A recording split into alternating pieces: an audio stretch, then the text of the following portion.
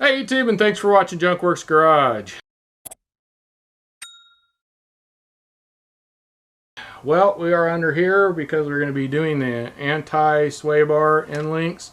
If I call them sway bar end links, somebody will holler at me. Quite honestly, I don't care, but I like messing with y'all. Anyway, so we're doing the sway bar end links, and I'm going to put them in the Jeep. Now, I've already pulled these off because I was in the middle of doing something else, and that's because I was doing a lift on the Jeep here, and in the midst of doing the lift I needed to take those off anyway, and they needed to replace, so we're doing this video.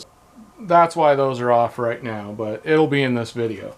Next of all, I did the lift and the tire rod ends here. I've done those on other videos, so go check out my Jeep Liberty playlist, and all those will be on there.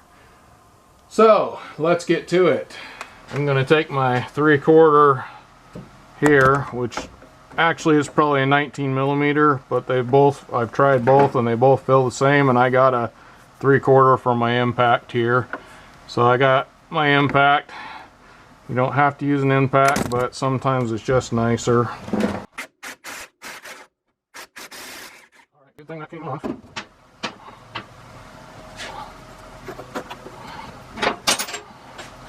So I'm going to put this back on here. I'm going to throw some PB Blaster on there and leave it. And then we are going to go to the top one right here. And that is a 15 millimeter right there, and a 19 millimeter probably right there. But this is what we look at. Turning here. All right. Okay, I'm gonna leave that sort of on there. Yet again, hit it with some penetrating lube.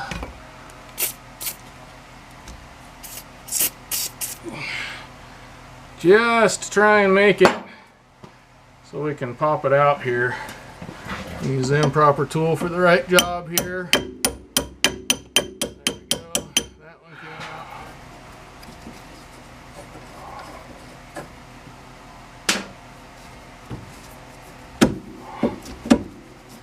out. Yeah, that's kind of stuck in there for right now. And we'll go on the bottom one here. Also use the improper tool for the right job.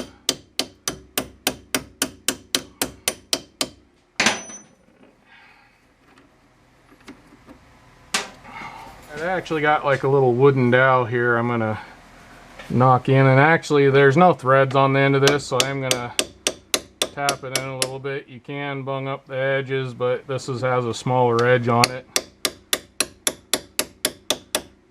And then I'm gonna take the wooden dowel and see if I can't knock it out. I probably could use a punch or something like that, but this is working.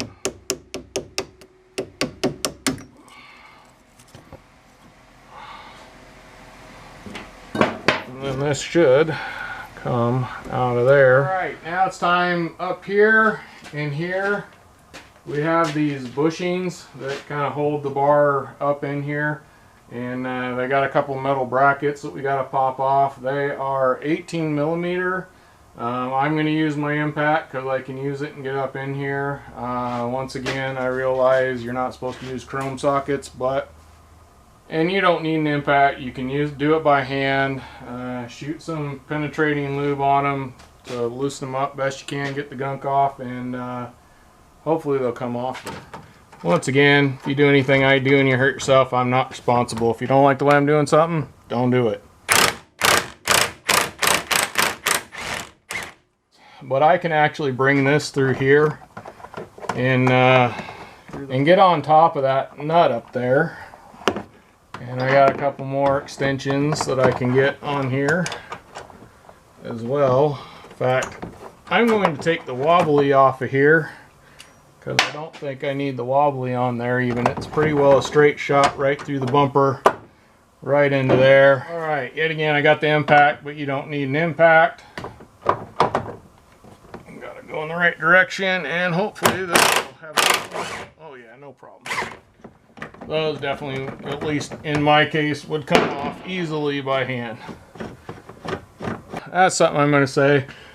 I know I have some power steering leakage stuff going on up here, and I'm not sure.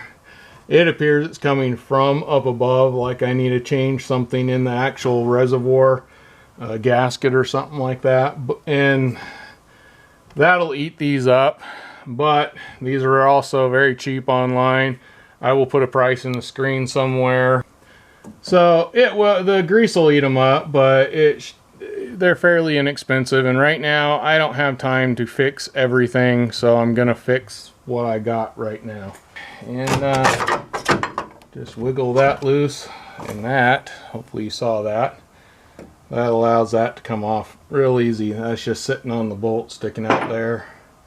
I'm going to do the same thing on the other side yet again. On mine it's a K200161, I believe, bushing kit. So anyhow, we'll see if it works. And then there's all different numbers on here, so you can pause it if you want. Yet again, they were just kind of some of the cheapest ones I could find on Amazon that appear to be pretty decent. They actually say on here, made in the USA. If I sit them with the Moog on the same side where it says made in USA, they both appear to be exactly the same. The slice is even in the same place. There isn't one that has one on this side and one on that side. So I'm going to take that as they are both the same thing. So we're going to take this and pull it off. Now this one is different because it has a slice in the middle here instead of up top like this one, but will that really make a difference? I don't know. They appear to be similar sizes and shapes, similar heights. The hole in this one appears to be smaller, but I think this one is just wallered out a little bit. Alright, so there's an obvious place where this has been rubbing, so we can put it right back there. And I am going to hope and pray that this will open up enough here without breaking.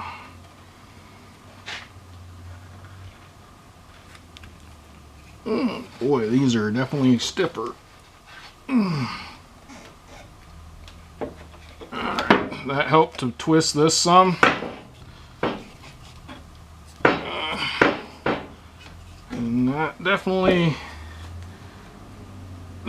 is going to hold on to that much tighter than the other one, because there's a bit of a gap back here. You know what? I really kind of wonder if I should have put some grease in here. If I notice that there's squeaking and stuff like that, we might put some grease in, but until then I'm not going to worry about it too much. Okay, and we're going to lift.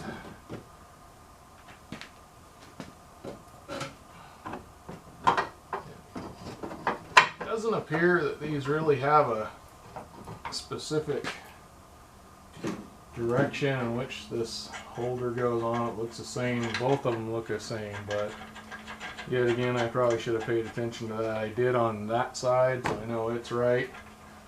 But this side got knocked around a little bit, and I didn't pay as much attention.